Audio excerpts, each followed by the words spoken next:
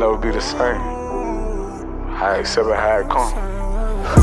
A lot of flaws, hard scarred. Say I dodged the bullet, nothing's fair in love and war.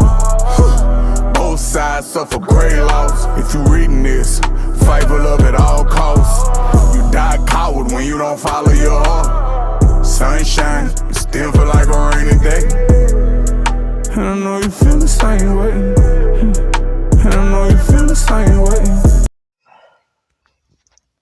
Hi, welcome to my channel. I'm Angelic Alchemy, and this is Unmasking Spiritual Deception, Liberation from Witchcraft and Narcissism. This is going to be episode 28, and it is going to be surrounding the twin flame separation and how mine was kickstarted, basically. So, without further ado, let's get into it. No matter how it was framed to anyone else, the problem was that I never could have imagined I had to protect myself from him. He was my best friend, my safe place. I trusted him with everything. I trusted him with my life. I believed every promise, and I believed him when he said he wouldn't hurt me. But he did, and in the most unimaginable way. I couldn't understand why things never got better, why everything was so bad for so long, why I had to go through so much pain. Because I never would have believed that he was the one who was doing it. He was intentionally hurting me, allowing others to take shots at me and supplying them with the ammo to do it. I simply would not have believed it. I had no clue who he actually was. When I finally realized the truth, I saw everything. It wasn't just pain. It was like waking up inside a life that was not mine. Everything that I thought was real had been a lie. And suddenly, I didn't know anything anymore. It was the most disorienting feeling, but honestly, not the worst or most painful that I had experienced. I just didn't fully realize that all of that pain, torment, and abuse I had endured had been because of him. Because he lied. He didn't protect me. He exploited me. He didn't love me. He used me. He didn't plan on changing. In fact, he planned on doing exactly what he had been doing and me remaining ignorant to his secret double life. It didn't hurt him to hurt me. He did it intentionally. And that is the only piece of the puzzle that had been missing. It was the only bit of information that I needed to be completely done. There's nothing to save. Nothing to go back to. Nothing. It was all a lie. He was a lie. The person I thought he was, the future I thought we would have, the person I thought I would be, it was all a lie. It didn't exist. And it never would. Staying in that dynamic would mean that I would have to accept the role as the stupid wife. The one that pretends like she doesn't know her spouse is cheating on her and lying to her. The one that works too hard and doesn't get enough help or credit. The one that doesn't get the appreciation, love, and affection she deserves, so she becomes closed off, resentful, and plays out this never-ending cycle of nagging at him to do more while he uses it as an excuse to continue to participate in the horrific behaviors he indulges in. Absolutely fucking not. He may have been manipulated into believing that he could control me by withholding compliments and affection from me, slowly degrading my worth and making me feel like I wasn't doing enough so that I would chase his validation. He didn't know me at all. All of these years, quote, together, and neither of us really knew who each other were because we were too busy seeing the version of us that we had in our heads. But I see him very clearly now. I see everything.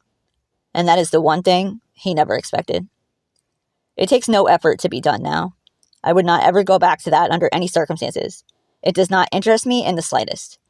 I only invest where I want to be and when they are also invested in me. I am not the kind of person who is into shallow, surface-level connections. I never understood how anyone could be a side chick or date a married man.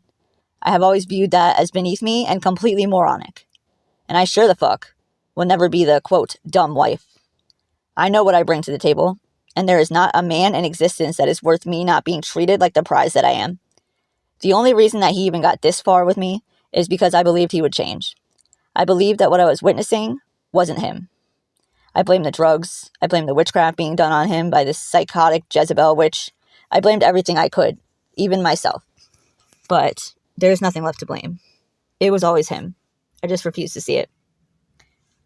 Most likely, he didn't go searching out for a new partner, not right away. He just wanted to feel handsome, powerful, desired. His immaturity, selfishness, and extremely toxic influences kept him from seeing things for what they were. His lack of experience with emotionally mature women or people who have empathy in general made him an easy target for these psychotic witches. They colluded together in the shadows behind his back and conspired to break his heart, get him in an emotionally charged place so they could manipulate and trick him into believing that he had his heart broken, that I had lied, cheated, betrayed him, whatever the story was. I'm sure whatever it was they fed to him was absolutely volatile, as these individuals are not creative in the slightest and most likely describe their own nefarious behaviors that they indulge in secretly. Once they ensured that he was in emotional pain, they could pretend to have empathy, offer up some kind of, quote, revenge plot to, quote, get me back. And of course, there was heavy witchcraft and probably intoxicants involved to help along the manipulation. He fell for it. Hook, line, and sinker. This psychopathic ex was sent in like a, quote, friend, feeding his ego and his newfound hatred towards me, painting herself as the, quote, better option, carefully crafting stories and situations that would portray her as desirable. Covertly, of course. The goal is to never actually be seen sowing the discord. They enabled his addictions and encouraged toxicity, feeding his greed and selfishness cleverly so he would never even suspect the diabolical nature of their help. He was stuck in cycles of chasing a fantasy, enabled by an echo chamber of narcissists who pretended to have his best interests at heart. He fell for an illusion. She fed his ego and told him everything that he wanted to hear. He got drunk on the compliments, the ego boosts, and the lack of accountability and growth that she offered. He thought he had won the jackpot. Someone who didn't expect emotional maturity or any kind of responsibility. I saw him. Really saw him. I also tried to hold him to a higher standard, to help him grow into the best version of himself, completely unaware of the fact that the potential I saw in him and the man he claimed to be was nothing but a fantasy. It would remain potential unless he chose to tap into it, which clearly he did not. I noticed everything. When he stopped flirting with me, slapping my butt when he would walk by, kissing me, started putting my needs last or not thinking about them at all. And through all the lies, the betrayal, the gaslighting, I still loved him. I still tried. I still believed in him until he destroyed everything, ripped it all apart, destroyed our whole life, but blamed me for everything, for not making him feel wanted, for not treating him good enough. No, he didn't cheat because of me. Nothing I did or didn't do had anything to do with this. He cheated because he needed an ego boost so badly that he burned down his whole life just to get it.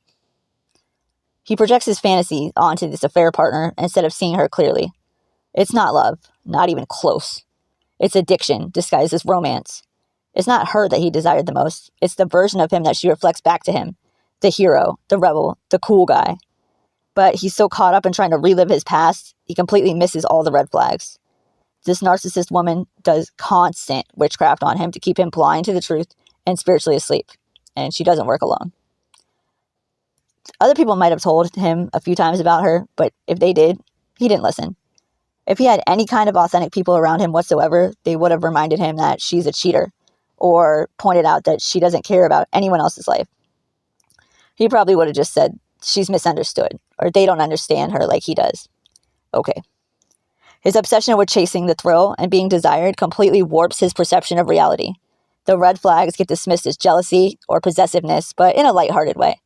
And the fact that she's mocking his wife is just the way she is, as if she's a free spirit. Please, get real. He idolizes her while degrading his wife. She gets him, unlike the wife, always nagging, wanting him to do things he doesn't want to do. The affair partner becomes the dream girl, and I get blamed for being human. What she really is? A Jezebel. Textbook narcissist. It still amazes me that he can't see her clearly. She would have to be doing daily spell work on the man. This person is the worst kind of narcissist and clearly a homewrecker by nature and an absolute hoe. She has no sense of self-worth, but yet still feels entitled to getting whatever she wants. It matters not to her who gets destroyed as long as she can get whatever she's after.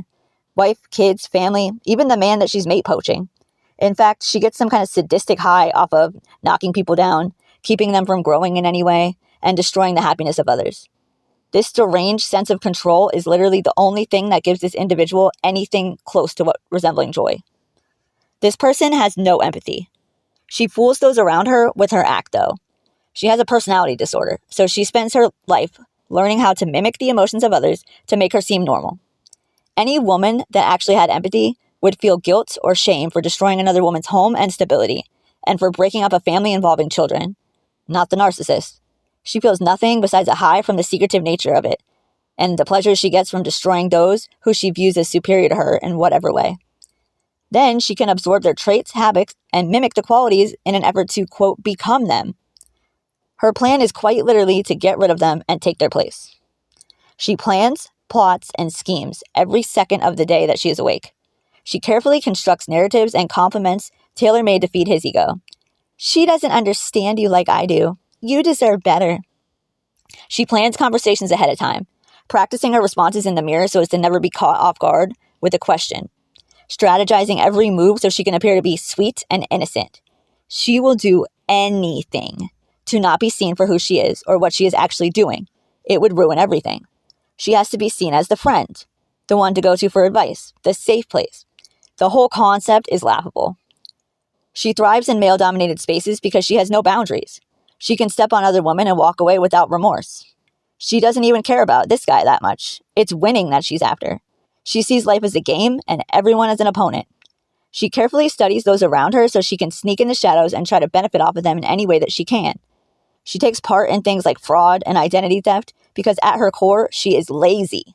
She wants to live lavishly but doesn't want to work for it. Just steal it from someone else and take credit for the work of others. This person's thought process and mind state is absolutely disgusting. To her, breaking apart a marriage is proof of power. Proof that she can outshine, outmanipulate, and outlast.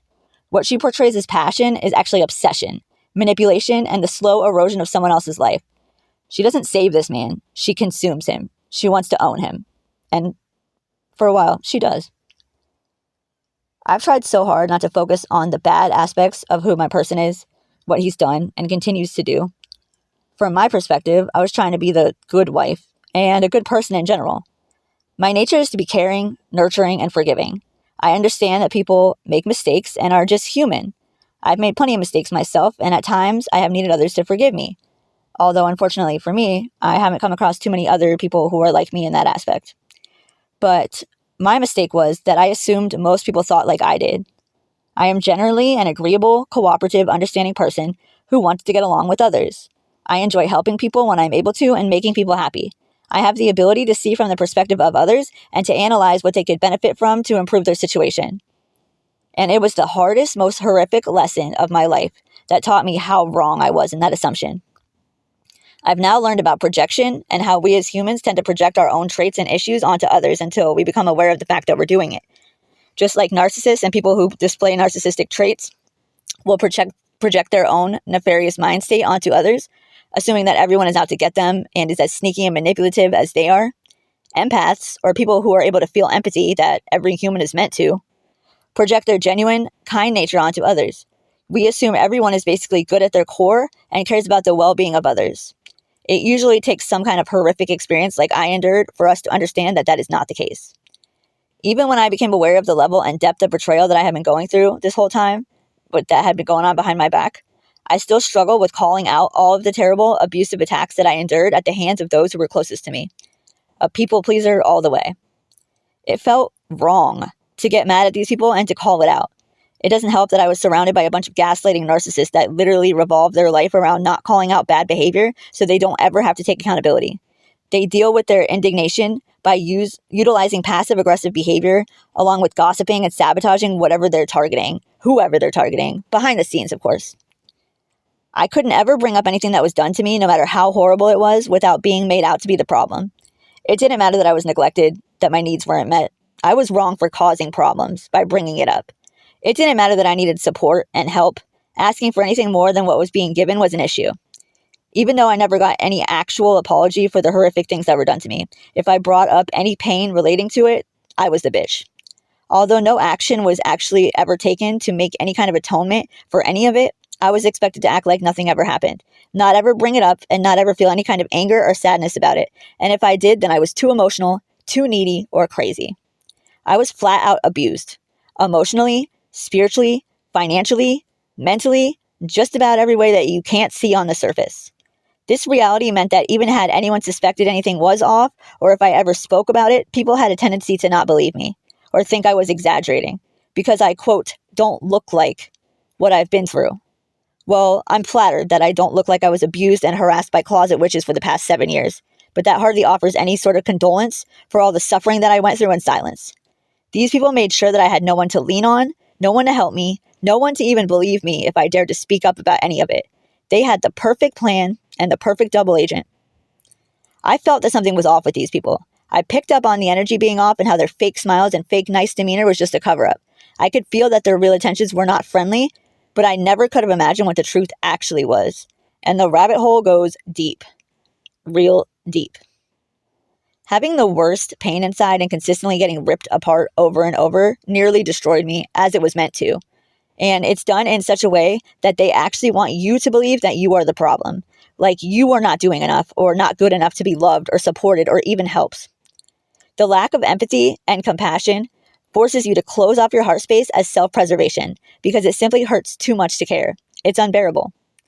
I've been so mad at my counterpart for so long, and I still am if we're going to get real. But God has been showing me that there are still some things that I don't fully understand. Imagine being put through these dynamics like this your whole life as a child. The thought alone makes my heart break and my eyes start to water. Having no empathy, no compassion, being told to suck it up, you're too emotional, with a malignant narcissist mother, this woman is literally the devil, another Jezebel. She's flat out evil and wears a sweet, innocent mask. It makes me sick. But I cannot begin to imagine the kind of pain that would cause a child to go through. The necessity of keeping your heart closed off because it feels as if you would die from the pain. I really have no idea what he went through at the hands of these people before I had met him. Although I have a pretty good idea about what happened afterwards. That kind of trauma at a young age would inevitably cause the way an individual viewed love, connection, and life in general through such a corrupted lens. And when it happens in the way that I'm describing, the person is not even aware of it. And these people continue to subtly reinforce that trauma, masking it as caring. Please. These people are flat out evil. There's no sugarcoating it. These are demons with no regard for human life and the destruction they cause. That's one thing. There's one thing that I can be assured with, and that's the fact that they can't continue on with what they've been doing because they came for me. And I am literally the one God chose to dismantle this whole structure.